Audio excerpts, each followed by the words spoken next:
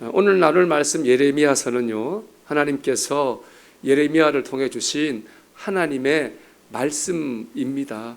그런데 1절을 보면 이를 하나님의 말씀이라고 하지 않고요, 예레미야의 말 이렇게 기록하고 있습니다. 1절 보면은 베냐민 땅 아나돗의 제사장들 중 hil기의 아들 예레미야의 말이라.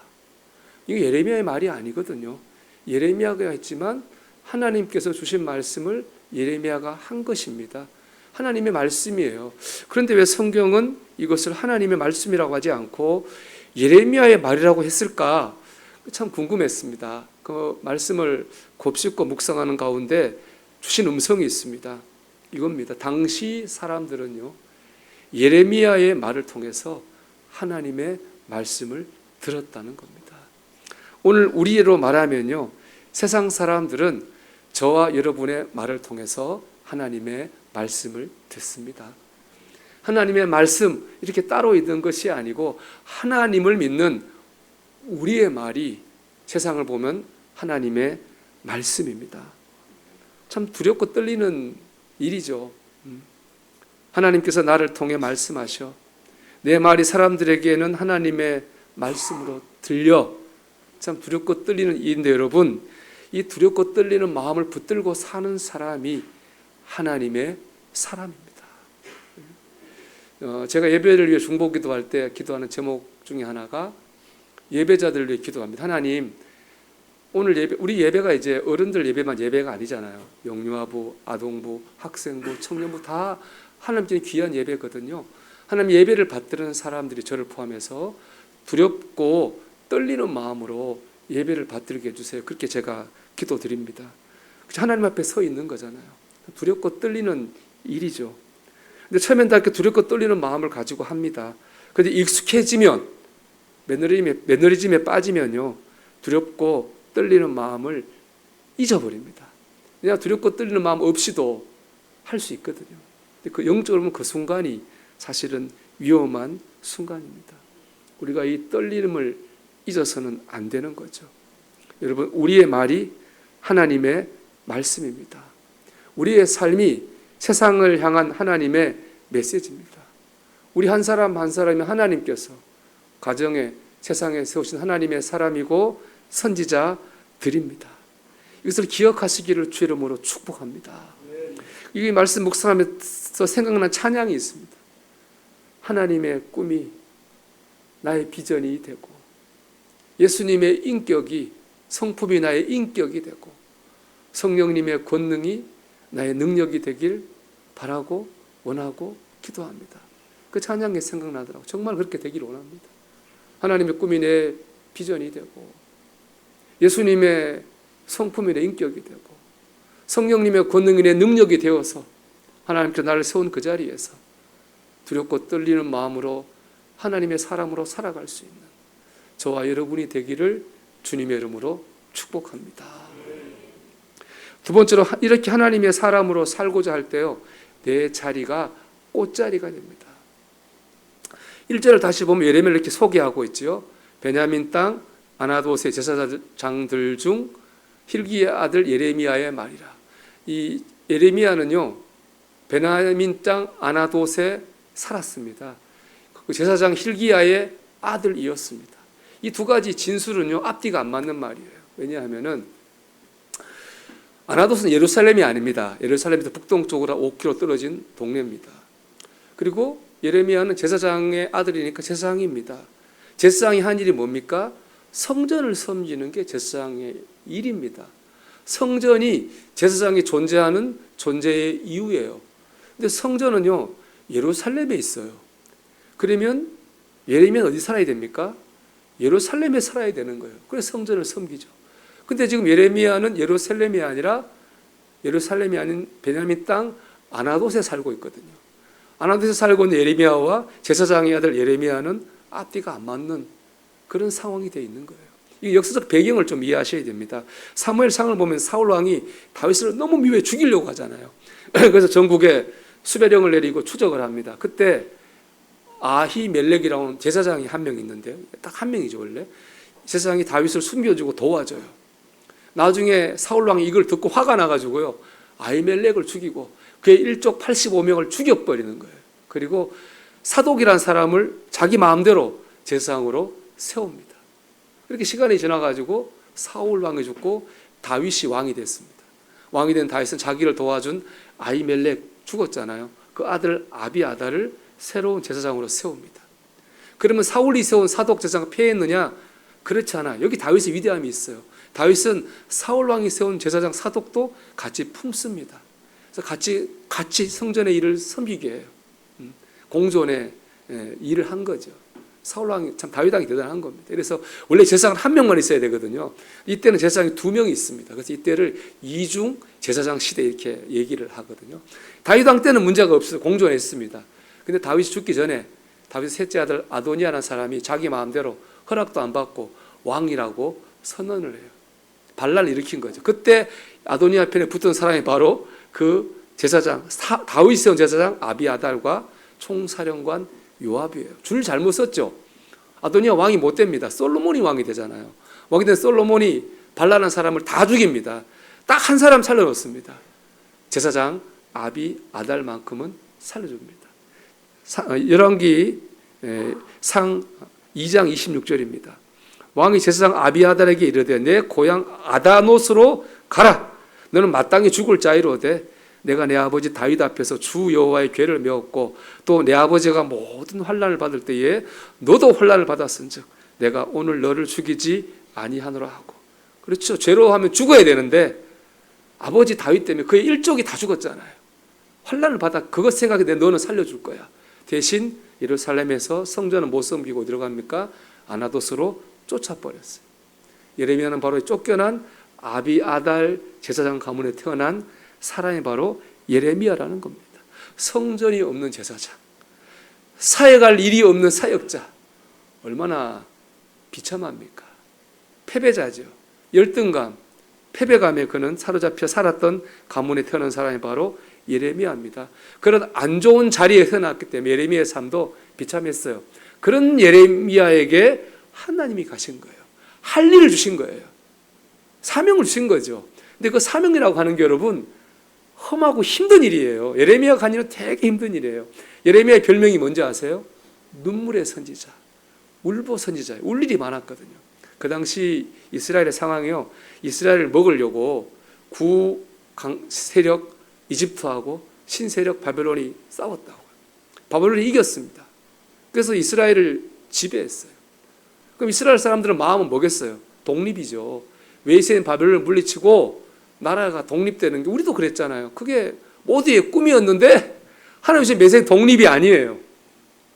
바벨론에 굴종하라는 거예요. 그러니까 바벨론을 들어 하나님 이스라엘을 깨끗하게 하는 뜻이었죠. 근데 그 뜻을 알지 못하는 이스라엘 사람들에게 예레미야는요 매국 놓은 거예요.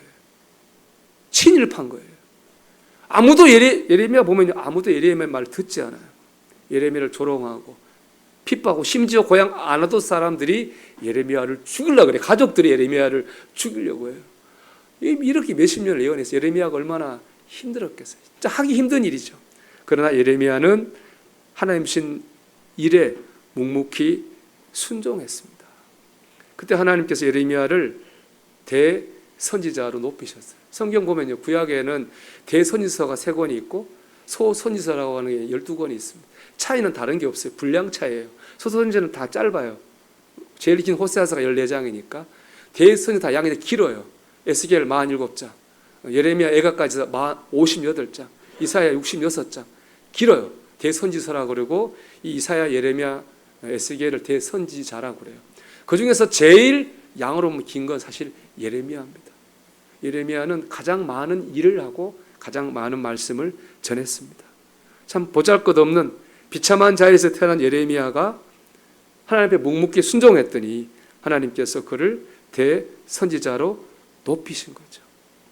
이 예레미야의 가문 보면 이런 특이점이 있습니다. 예레미야의 후손을 쭉 쫓아내려가면요 유명한 사람이 있어요. 세례 요한. 말씀드린 것처럼 아비아달 계열의 제사장들은 성전이 없으니까 빈 광야에 자기들끼리 기도하며 살았어요. 제야의 제사장이죠. 그래서 그들이 예수님 시대에 와서 뭘 했냐면 광야에 가서 경건한 삶을 추구했습니다. 그들을 이제 에세네파라고 하는데 에세네파의 대표가 바로 세례 요한입니다. 하나님께서 성전에 있는 제사장에게 임하시지 않고 빈들에 있는 세례 요한에게 임하셔서 그를 주님을 오는 길을 예비하는 예비자로 세우셨어요. 그리고 말하기를 이 땅에는 어떤 선지자보다 세례 요한보다 큰 사람은 없다. 그렇게 말씀하셨어요. 비참한 가문에 있던 여기서 위대한 선지자들이 나왔다고.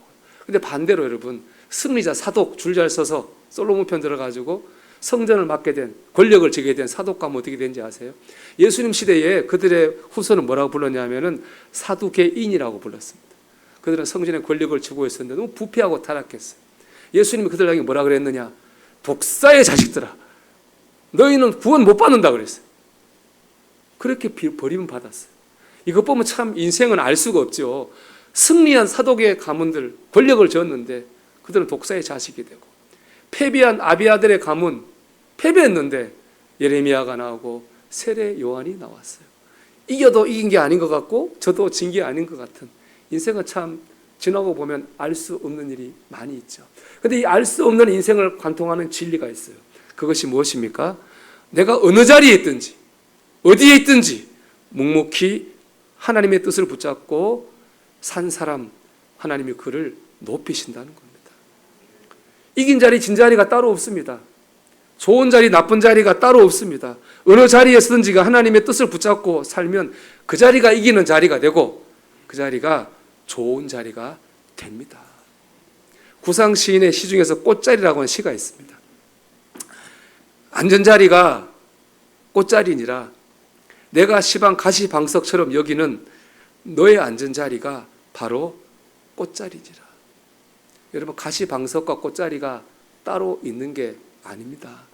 내가 지금은 가시방석 같은 자리에 있어도 하나님의 뜻을 붙잡고 묵묵히 나가다 보면은 내가 선 자리가 꽃자리가 될 줄로 믿습니다. 배경, 학력, 경제적 상황, 현재 성공과 실패, 여러분 내가 선 자리에 지금의 모습에 매이지 마십시오. 그 자리에서 예레미야처럼 힘들고 어렵지만은 하나님의 뜻을 붙잡고 묵묵히 나가시길 바랍니다. 그럴 때 우리가 있는 이 자리가 가장 귀한 꽃자리로 변하게 될 줄로 믿습니다. 우리가 이 꽃자리의 은혜를 체험하는 성도들이 되기를 주의 이름으로 축원합니다. 마지막으로 하나님을 바라봐야 됩니다. 제가 6절을 묵상하면서 좀 웃음이 났어요. 6절 이렇게 같이 읽어볼까요? 내가 이르되 슬프도소이다 주 여호와여 보소서 나는 아이라 말할 줄을 알지 못하나이다 하니. 하나님이 이 1장에 보면 대부분 하나님 말이에요. 예레미야만은 딱 한마디예요. 이거 뭡니까? 나는 말을 못해가지고 못합니다. 나는 힘이 없어요. 나는 능력이 없어서 못합니다. 이 말을 예레미야가 했어요. 하나님을 바라보지 못하고 나를 바라보고 못한다는 말을 했잖아요. 예레미야만 그렇게 말한 게 아니에요. 출애굽의 지도자 모세도 그렇게 말했습니다. 하나님께서 모세에게 사명 주셨거든요. 모세가 이렇게 말합니다. 출애굽기 3장 10절입니다. 모세가 여호와께 아뢰되 오 주여 나는 본래 말을 잘하지 못하는 자니이다. 이것 보면 예나 지금이나 똑같아.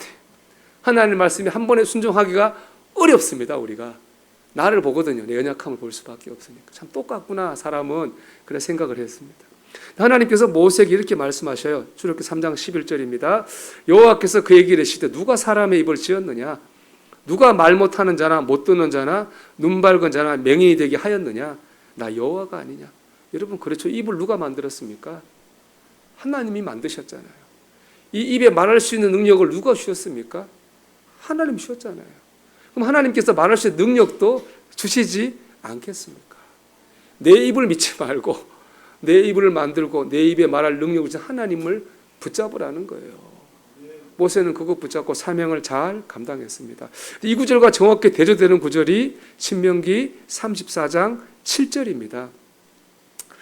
모세가 죽을 때 나이 120세였으나 그의 눈이 흐리지 아니하였고 기력이 쇠하지 아니하였더라. 모세가 120살에 죽었는데 죽었을 때요 몸이 쌩쌩했어요. 눈도 하나도 안 흐리고요. 저는 지금 안 보이거든요. 벗으면 잘 몰라 보는데 눈도 흐리지 않고요. 기력도 쌩쌩했어요.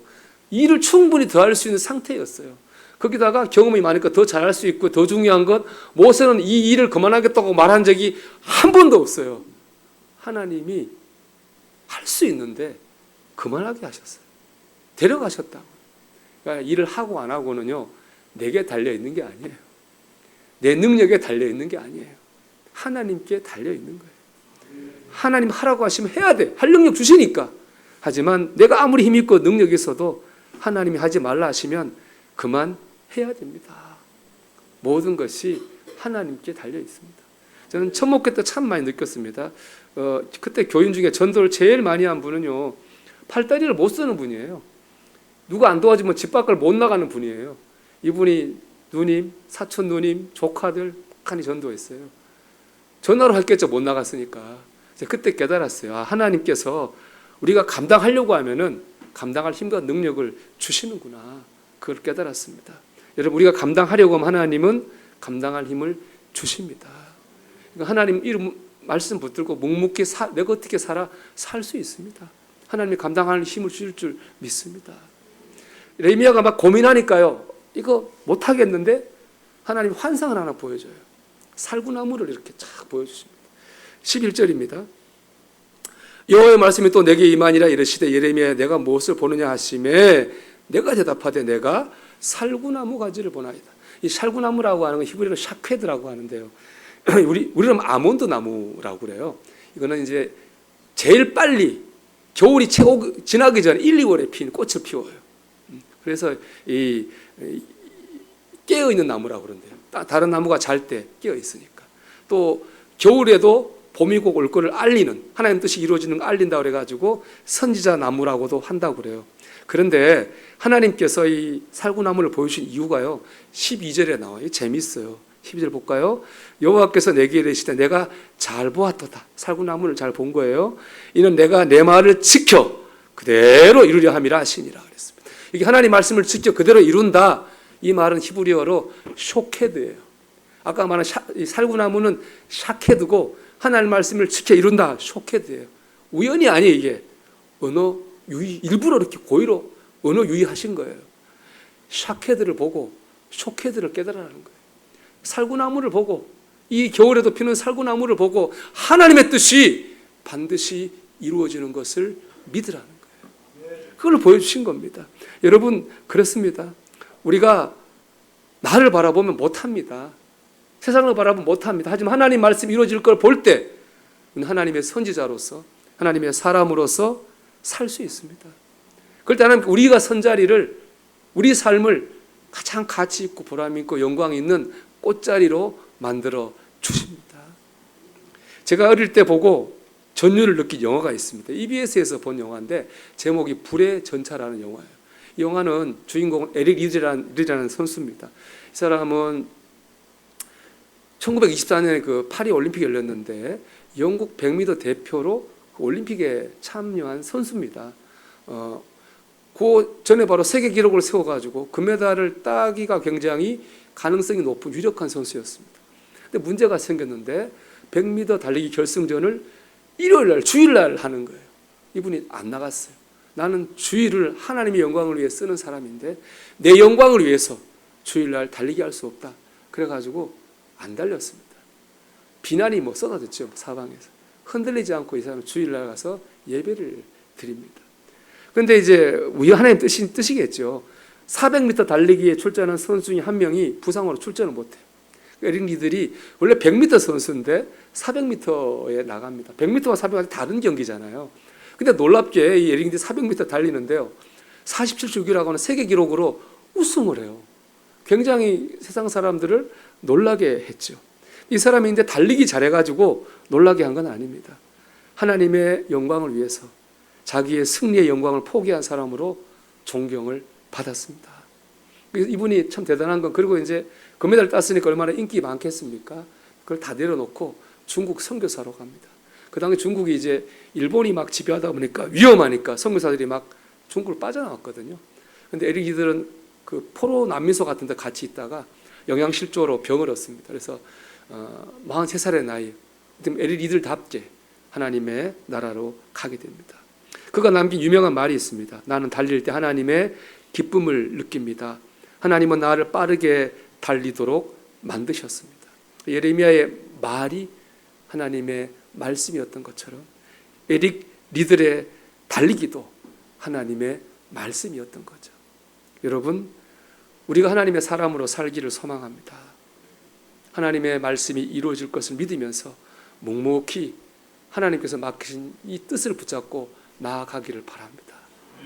하나님 영광 받으실 거고 우리의 삶이 꽃자리가 될 겁니다. 그런 하나님의 사람으로 살아가는 저와 여러분이 되기를 주님의 이름으로 축원합니다.